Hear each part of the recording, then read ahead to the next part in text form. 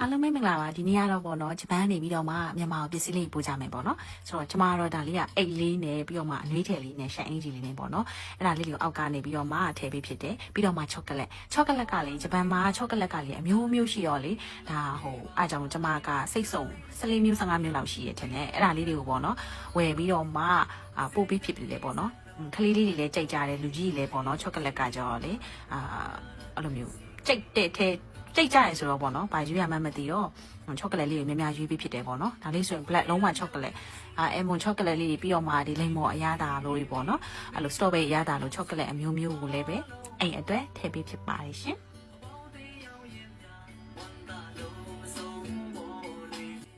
ချောကလက်လေးထည့်ပြီးသားပြီဆိုတော့လေကလေးလေးလေးအကြိတ်ကျမလည်းကြိုက်တယ်ပေါ့နော်အဲ့ဒီ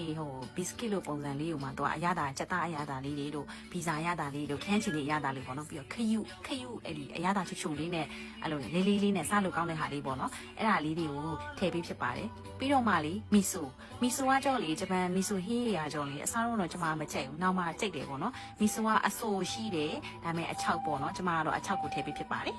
ဒါပေါ့နော်ကလေးလေးအကြိတ်ထည့်ပြီးသွားပြီဆိုရင်တော့ပြီးတော့မှဂျပန်နိုင်ငံရဲ့မုတ်မရှိမဖြစ်ဆိုတာထက်ပေါ့နော်နာမည်ကြီးရဲ့ကစ်ကက်လေးပေါ့နော်ကစ်ကက်လေးဆိုရင်လည်းပဲချောကလက်အရသာလေးနဲ့ဝေဖာအရသာလေးနဲ့ပေါ့နော်အဲ့ဒါကိုအရသာ3မျိုးကိုထည့်ပေးဖြစ်ပါတယ်ပြီးတော့မှအိုးချပေါ့နော်လက်ဖက်ချောက်လေးပေါ့နော်ဆိုတော့ကျမတို့ကရှမ်းပြည်ရဆိုပေမဲ့လက်ဖက်ချောက်လေးကဒီဂျပန်ရဲ့လက်ဖက်ချောက်လေးကိုလည်းအိမ်ကအဖေကိုပေါ့နော်တောက်စီချင်လို့လက်ဖက်ချောက်လေးနဲ့ထည့်ပေးဖြစ်ပါတယ်ရှင်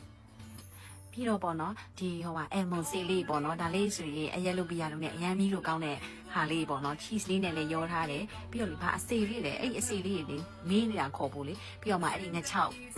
လေးဆိုလဲလေအရမ်းမီးလို့ကောင်းတယ်ပြီးတော့မှမီဆိုကလေကျမလည်းကြိုက်တယ်ဆိုတော့အိမ်ကိုလည်းစားစီချင်လို့ပေါ့နော်နောက်ထပ်တစ်ထုပ်ကိုထည့်ပြီးတော့ထည့်ပေးဖြစ်တယ်ပေါ့နော်ပြီးတော့မှလေအဲ့ဒီဟာလေးတော့ကလေးလေးမုံလေးပေါ့နော်ဘီစကစ်နဲ့ချောကလက်လေးနဲ့ရောပြီးတော့မှစားရတဲ့ဟာလေးပေါ့နော်အဲ့ဒါလေးတွေကိုလည်းထည့်ပေးဖြစ်ပါတယ်နောက်ပြီးကကျတော့ပြီးတော့ပေါ့နော်ပြီးတော့မှရမန်လေးဒီဂျပန်ရဲ့ခောက်ဆွဲတွေကကြောလေအရသာရဲ့ဒီခောက်ဆွဲသားလေးတွေကမှအစားလေကွဲတယ်ပေါ့နော်အရန်ရတာရှိတဲ့ကြောင့်မလို့အိမ်ုံလဲပေါ့နော်စားစီချင်လို့ဒီ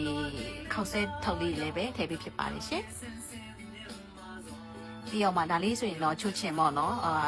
နိုးရတာချွတ်ချင်လေးပြီးတော့မှခုနနေတော့မီဆိုနဲ့တွဲပြီးတော့မှစားရအောင်လို့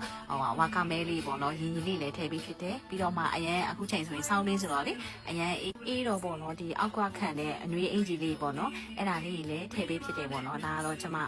အိမ်အောင်ထည့်ပြီးမဲ့ပစ္စည်းလေးပေါ့နော်ဆိုတော့လေအဲ့ဒီဝါကာမဲဆိုတာကရင်းကြီးလေးပေါ့နော်ခောက်ဆဲတဲ့ပဲဖြစ်ဖြစ်ပြီးတော့မှခုနမီဆိုဟင်းထည့်ပြီးဖြစ်ပေါ့နော်အရန်စားလို့ကောင်းပါလေ